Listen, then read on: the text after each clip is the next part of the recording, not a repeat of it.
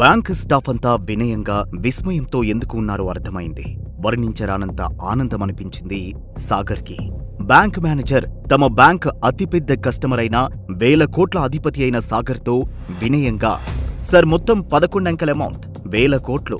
Sir, హైదరాబాద్లోనే మీరు richest person ఈరోజు. బ్యాంకులోంచి బయటికి వస్తుండగా అక్కడున్న పోలీస్ ఆఫీసర్ సెల్యూట్ చేసి, సార్ మీకోసమే వెయిట్ చేస్తున్నా, నేను ఈ ఏరియా ఏసీపీని, ఇది నా నెంబర్, ఎనీ సెకండ్ మీ సేవలో అంటూ తన ఫోన్ నెంబర్ రాసిన పేపర్ ఇచ్చాడు.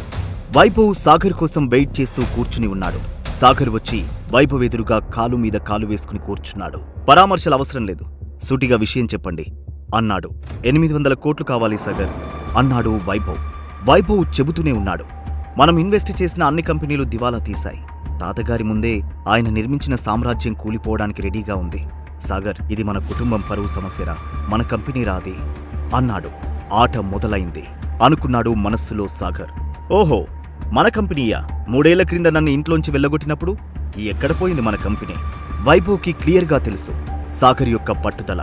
సాగర్, ఊరికినే వద్దు, నా కంపెనీ స్వప్నలో గ్రూప్ నీ పేరు మీదకి మార్చేస్తాను. నువ్వు తప్ప ఇప్పుడు మమ్మల్ని ఎవరూ గట్టెక్కించలేరు అన్నాడు. స్వప్నలోక్ ఎంటర్టైన్మెంట్స్ ఎదుగుతున్న మంచి భవిష్యత్తున్న కంపెనీ, గొప్ప ఫ్యూచర్ ఉంటుందని సాగర్కి తెలుసు. సాగర్ వైభవ్ని ఉద్దేశిస్తూ, డీల్ మంచిదే కానీ దీంతో పాటుగా నాకు కొన్ని కండిషన్స్ ఉన్నాయి అన్నాడు. వైభవ్ సాగర్తో నొసలు చిట్లిస్తూ, ఇంకేం కండిషన్స్ అన్నాడు. సాగర్ చెప్పడం మొదలుపెట్టాడు. నాకు విక్టోరియా నెక్లెస్ 6 గంటల్లో కావాలి. నాకు తెలుసు అది రేర్ పీస్ మరియు ప్రపంచం మొత్తంలో అవి 5 ఉన్నాయని, దాని విలువ 50 కోట్లు అని అన్నాడు. సరే, మరి రెండో కండిషన్ కూడా చెప్పు అన్నాడు. దానికి సాగర్, మల్హోత్రా గ్రూప్ రాత్రికి రాత్రే దివాలా తీయాలి. దాని చైర్మన్ రానా రేపు తెల్లవారేలోగా రోడ్డు మీదకు రావాలి అన్నాడు. ఆ మాటలు విన్న వైభవ్ ఉలిక్కిపడ్డాడు. వైభవ్కి తెలుసు మల్హోత్రా గ్రూప్ సిటీలోనే పెద్ద కంపెనీ అని. అలాగే సాగర్ ఒక్కసారి కమిట్ అయితే ఏం చేస్తాడో వైభవ్కి తెలుసు. సరే అన్నట్టు తలూపాడు. సాగర్ వైభవ్ని ఉద్దేశిస్తూ, రేపు స్వప్నలోక్ మీడియా గ్రూప్ రిజిస్ట్రేషన్ తర్వాత నీ అకౌంట్లోకి 800 కోట్లు ట్రాన్స్ఫర్ అని చెప్పి బయటికి వచ్చి అఖిలకి 40 కోట్లు పంపాలి అనుకుని ఫోన్ బయటకి తీస్తుండగానే అఖిల పేరుతో ఒక మెసేజ్ వచ్చింది. ఈరోజు సురేఖ ఆంటీ వాళ్ళింట్లో ఫంక్షన్ మర్చిపోయావా? 30,000 పంపిస్తున్నా, మంచి సూట్ కొనుక్కుని వేసుకురా, మనం తప్పకుండా వెళ్ళాలి అని ఆ మెసేజ్లో ఉంది. సాగర్కి వచ్చిన 1000 కోట్ల కన్నా ఈ మెసేజ్ ఇంకా ఎక్కువ సంతోషాన్నిచ్చింది. నేను నీకు 40 కోట్లు ట్రాన్స్ఫర్ చేయాలి అనుకుంటే నువ్వు నాకు 30,000 పంపావా డార్లింగ్ అని ప్రేమగా నవ్వుకున్నాడు. అఖిల సొల్యూషన్స్ మీటింగ్ హాల్లో ఉన్న అఖిల సాగర్కి అమౌంట్ ట్రాన్స్ఫర్ చేసి ఫోన్ పక్కన పెట్టింది. అప్పుడే లోపలికి వచ్చిన రానాని ఇన్వైట్ చేస్తూ, ప్లీజ్ టేక్ యువర్ సీట్ రానా అన్నది. రానా వచ్చి టేబుల్ దగ్గర కూర్చున్నాడు. పవర్ పాయింట్ ప్రెజెంట్ చేస్తున్న అఖిల బాడీని కామంతో చూస్తున్నాడు రానా. అతని నీచమైన చూపులో ఇబ్బంది పెడుతున్నా తన ప్రెజెంటేషన్ పూర్తి చేసి వచ్చిన రానాకి ఎదురుగా కూర్చుని, వెల్ మిస్టర్ రానా, ప్రాడక్టులో కొన్ని ఎర్రర్స్ వచ్చిన మాట నిజం, అవి త్వరగానే రీసాల్వ్ అయిపోతాయి. ఇంత భారీ ప్రాజెక్ట్ సక్సెస్ అవుతుంది అని ఖచ్చితమైన నమ్మకంతో ఉన్నాం, మీరేమంటారు అన్నది.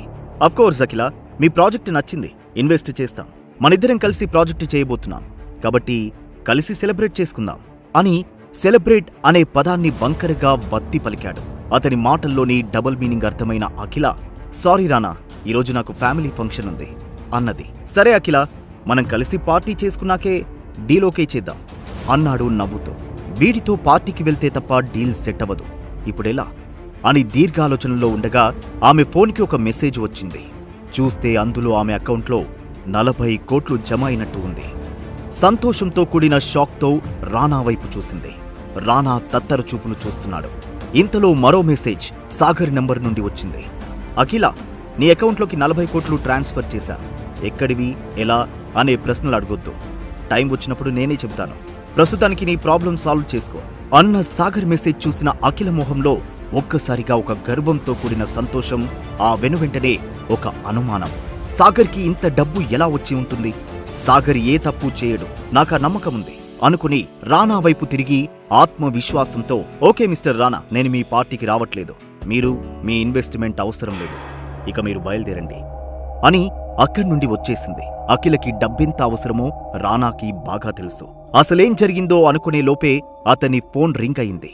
అవతలి నుండి రానా పిఏ, సార్, ఐటీ డిపార్ట్మెంట్ వాళ్ళు రైడ్కి వచ్చారు అనగానే రానా చుట్టూ ఉన్న భూమి కంపించినట్టయింది. అవతలి నుండి ఫోన్ కట్ అయింది. అయోమయంలో అటు ఇటు చూస్తుండగానే మళ్ళీ ఫోన్ వచ్చింది. ఈసారి మేనేజర్ కాల్. సార్, మన అన్ని బ్రాంచ్ల మీద రైడ్ అవుతోంది. మన ఇల్లీగల్ ప్రాజెక్టు డిస్కులు వాళ్ళకి దొరికాయి అని చెప్పి ఫోన్ పెట్టేశాడు మేనేజర్. భూమిలోకి కుంగిపోతున్న భావన కలిగింది. రానా ఒక్కసారిగా కూలిపోయాడు. సాగర్కి అంత డబ్బు ఎలా వచ్చింది? దెబ్బతిన్న రానా తర్వాత ఏం చేయబోతున్నాడు? వీటన్నిటికీ సమాధానం కావాలంటే వినండి పాకెట్ ఎఫ్ఎం.